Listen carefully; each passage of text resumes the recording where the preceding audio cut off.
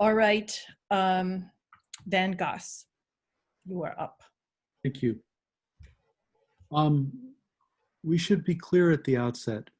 The United States has never lived up to the core premises of liberal or parliamentary democracy, which are the rule of law applied equally to all citizens and majority rule through free and fair elections. Majorities do not rule in this country. Basic citizenship rights, whether the right to vote or to be secure in one's own person, are routinely violated. Instead of automatic voter registration and a single national register, 3,000 county authorities administer elections as they see fit. We have locked up millions of Black and brown men and women for minor offenses. And as bad as national police forces can be, we have something even worse. 18,000 separate policing agencies, most of which require hardly any vetting or training before authorizing someone like Derek Chauvin to use deadly force. And yet, since the 1960s, we have made advances towards actual democracy on many fronts. We have something to protect, which is why this present conjuncture is so fraught. In an essay this spring, I argued that the United States was on a tipping point towards outright authoritarian rule, and that in a second Trump administration, the US will move sharply towards illiberal democracy, which is the self-description for a new model of authoritarian governance sweeping large parts of the world, from India to Brazil, Turkey, Russia, and various Central European states. In an illiberal democracy, a temporary electoral majority uses its grip on power to subvert the main institutions of the state and civil society, the independent media, the judiciary, the police, the civil service. All the while, a facade of electoral democracy is maintained with multi-party elections, a parliament that debates, and some toleration of dissent. But the essence of democratic rule is regularly violated. In each case, the winning party has polarized popular sentiment via appeals to xenophobic, nativist, religious, or ethno-racial phobias. Muslims are the target in India, Roma and Sinti in Hungary, Jews and LGBT people in Poland, the indigenous in Brazil, Kurds in Turkey, a whole rainbow of foreign peoples, supposedly, in the US and Russia. Well, what form will a liberal democracy take here if Trump wins again? Pundits have sketched many bad things that might happen, but those scenarios presume the basic structures of the US state continue functioning under Republican rule. My presumption is different. I think those structures will be pulverized and a fundamentally lawless regime will set about maintaining itself in power while pretending to democratic norms. Indeed, this assault on democracy is already happening. So far, it is aimed mainly at people who are not Trump loyalists, but hold some real power, the governor of Michigan or officials in the so-called deep state, meaning the federal civil service. In a second Trump administration, democratic functioning will be attacked in 4 stages. 1, complete the takeover of the judiciary. 2, plant loyalists in all decision-making posts in the state apparatus. 3, greenlight paramilitary violence. 4th, seize control of the state's monopoly on legitimate coercion via the police.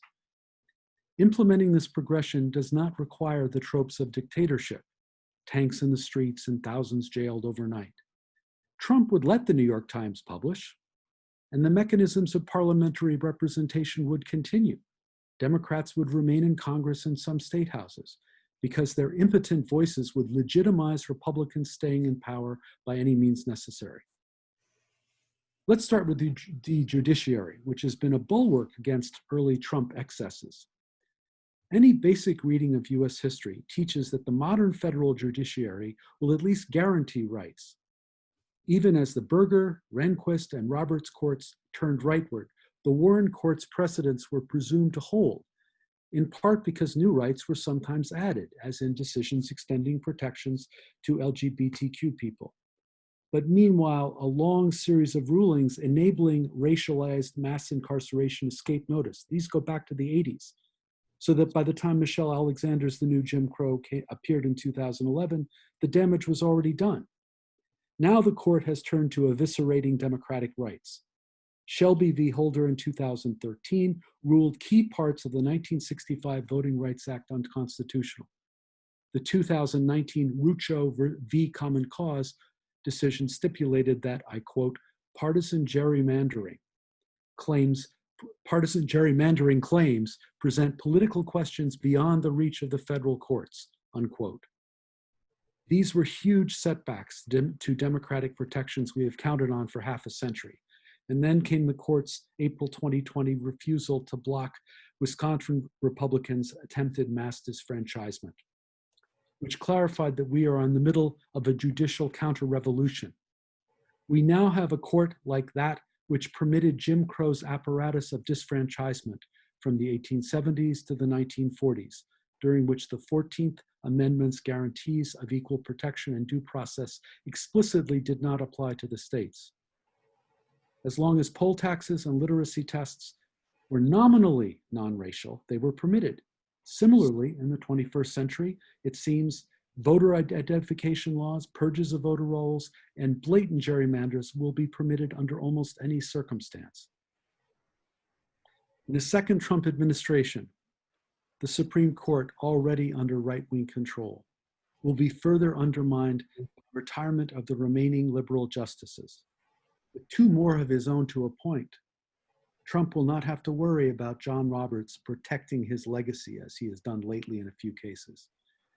That judicial purge will be extended to the entire federal bench, as signaled by McConnell already pressuring judges, lots of them, to retire so Trump can replace them. In this new world, there will be no possibility of judicial review or restraint, and the remaining independent judges will be subjected to public and private intimidation. Once McConnell has consolidated this takeover, we will move back to a world of constant quasi-legal repression, grand jury indictments, tax and fraud prosecutions, weaponizing the IRS against political groups and individual activists, a barrage of injunctions to block protests, strikes, and efforts by local and state governments to resist Trump. Moving on to the state apparatus. Since 2017, Trump has steadily undermined structures of government that benefit ordinary people, whether OSHA, the Centers for Disease Control, the National Labor Relations Board, the Departments of Housing and Urban Development, Education and Labor, the National Park Service, or the EPA. All have been corrupted. Current attempts to destroy the Postal Service and politicize the census are the most visible illustrations of this attack. Trump's special targets, however, are those government agencies that enforce laws domestically and abide by norms and agreements internationally. He has moved to turn the FBI, the Justice Department, the State Department, and the entire intelligence apparatus from institutions accountable to Congress, which at least gives us some purchase on them, into enforcers of his personal agenda. Until now, the FBI has tried to maintain its legitimacy, but if Trump gains November, they will become his personal police, with Trump acting as the new J. Edgar Hoover. Any individual or organization will be fair game for infiltration, disruption, suppression, and blackmail at the White House's behest. Trump's enemies in the Democratic Party, the press, and the state apparatus will be the first priority targets. Many people will disappear from public life in a campaign that will make Nixon's enemies list look small scale. Once the mainstream is knocked down, the left is next in line. And then, of course, there are the police. Violent policing aimed at people of color and political dissenters is a deep-rooted feature of US history.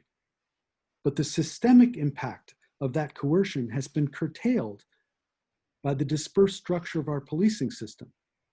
A national paramilitary police force directed from the White House and armed with extremely advanced military weaponry would be new and exceptionally dangerous. This potential was signaled in February when Trump sent what is essentially a military force, the Border Patrol Tactical Unit, or BORTAC, which has tanks, into sanctuary cities to work with ICE. Beyond that, what will happen if ICE or FBI agents start arresting his most outspoken opponents? Do not presume the blue states are safe. Would New York or Chicago police departments actually disarm federal officers who started rounding up Black and Latino city council members or members of Congress?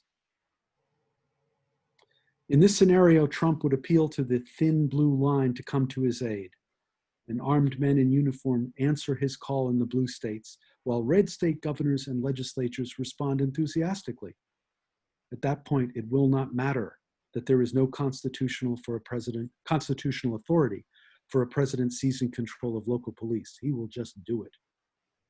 The final possibility, signaling a descent into actual fascism, would be outright political violence condoned from the top. We have not seen that kind of politics since the routine floggings and killings of black and white Republicans during Reconstruction.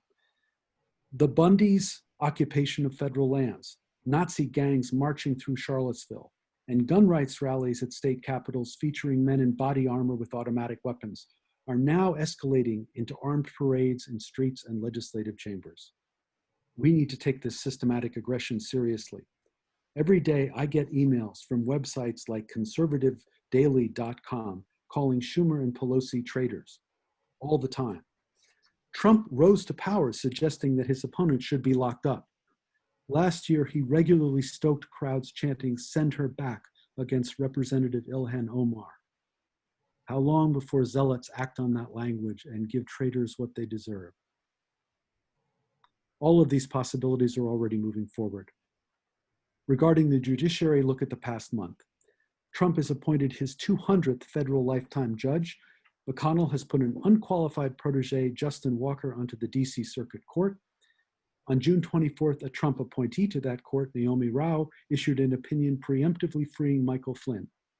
Finally, in advance of a possible defeat, McConnell is continuing to push all of the Bush 1 and 2 appointees to retire so he can replace them with Federalist Society apparatchiks. This is a creeping coup with consequences that will last decades. Trump's desire to use armed force against Americans is unslaked. It took exceptional interventions by his Secretary of Defense and the US's chief military officer, General Mark Milley, to block Trump from invoking the 1807 Insurrection Act and send elite units like the 82nd Airborne onto the streets of the Capitol. He did deploy hundreds of unidentified, heavily armed men from various federal agencies, while 11 Republican governors sent their National Guards to his aid. Then we have the police. The weeks since George Floyd's murder have clarified to all the extent to which the police, Minneapolis and Philadelphia and New York, are a hyper-militarized law unto themselves. Authoritarianism right in our midst all the time. As for the rising danger of armed gangs, every day in small town papers or on Twitter, you can find pictures of white nationalist militias parading. Where I vote in Lancaster County, Pennsylvania, the Carlisle Light Infantry, so-called, invaded peaceful Elizabethtown on June 6th during a Black Lives Matter rally. They took up firing positions on rooftops while the police stood by. Behind each of these present dangers and future threats lies a single fact, which is that the Republican Party has consolidated around white nationalist, obscurantist, even nihilist politics. 4 years ago, that party's rightist base swept away all the other candidates to put Trump in a nomination, but really telling was how respectable upper middle class Republicans rallied to Trump even faster than they had lined up behind Romney in 2012. In any political universe before 2016, the world of Dole, the Bushes, McCain, Romney, even Reagan, few would have imagined such a development, but it was percolating under our feet all the while. The Republican Party has become functionally a party of the far, hard right. Obviously, Massachusetts Governor Charlie Baker and what's left of New England Republicanism are a different breed, but it doesn't matter because neither Governor Baker nor his voters have demonstrated any willingness to break with their national party. And until they do that, it doesn't matter how moderate they are. So here's a painful conclusion. Too many of us, I include myself, on the left, thought we had banished our nation's specters of violent, lawless cruelty and naked authoritarian rule over captive peoples. But those ghosts did not accept their defeat. They weren't ghosts at all. They simply remade themselves into a new institutional form, today's Republican Party as the successor to the old Southern Democrats, the party of white supremacy, as they called themselves, which controlled the states of the Confederacy from the 1890s to the 1960s with no opposition, perverting democracy. Certainly, There are grounds for hope right now. On a wide range of issues, the US is shifting to the left, not only in the sea change among whites regarding Black Lives Matter and the realities of systemic racism, but also the well of support for a socialist presidential candidate and thoroughly social democratic policies, a Green New Deal, Medicare for all, finally confronting the great idol of US politics, the military budget. Looking around the world, however, authoritarian regimes usually come to power because the left is surging, posing a real challenge to existing elites, whether in Italy in the 1920s or Brazil in the 1960s. Conservatives who formerly abided by the norms of parliamentary rule, allied with the authoritarian right, with the generals, to preserve their own social and economic power. Is that not what we have been living through, not just since January 20th, 2017, but for decades, which is the right, which is to say Reagan Republicans joined by Southern white people, foresaw the nation shifting towards a functioning multiracial democracy. Obama's presidency was the red flag for them. For the first time since 1964, a Democrat won majorities of the popular vote, not once, but twice. As the hip-hop group Public Enemy prophesied back in the Reagan years, it was fear of a black planet that drove them then and drives them now. What is to be done? Right now, Trump's election seems unlikely, and there are too many sighs of relief being breathed all around us. But we cannot ignore that he might again pull a rabbit out of the hat, meaning an electoral college majority. His unique campaigning skills, plus a real or manufactured crisis, could pull the phalanx of Republicans back into line. His party is planning to mobilize 50,000 monitors, so-called, recruited from police and veterans to intimidate voters at the polls. The COVID-19 pandemic is generating massive confusion in electoral administration and could suppress in-person voting. Millions may find the untested procedures for vote by mail a stumbling block. In the end, all Trump needs is perhaps 44% of those who actually vote. And that assumes that they don't proceed to a combination of legislative and judicial coups. So I will wrap up by offering my opinion on what we need to be doing. I think all of us need to focus intensely and sharply on election protection in every possible instance. And that includes confronting in a respectful but really serious way the Republicans we know. If I was in Massachusetts or Maryland, I would organize delegations, bipartisan delegations, to talk to your moderate Republican governors and say, you must speak up. You must put yourself forward. You cannot say, I won't vote for him. You need to move your party away from this threat. Myself, and this is where I will end, I'm part of a new organization called, wait, can you see it? Is it not?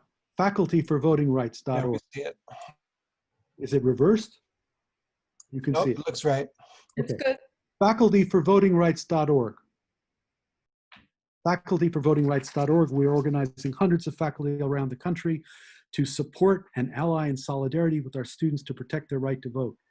After African American students are the most suppressed group in the country, and they will be under special duress because of massive closing of colleges. So if you're a faculty member, you know faculty members, send them to FacultyForVotingRights.org. I'll end on that note. Let's go out and defend democracy. Yes, hear, hear. Thank you for that rousing end after given what we're confronting.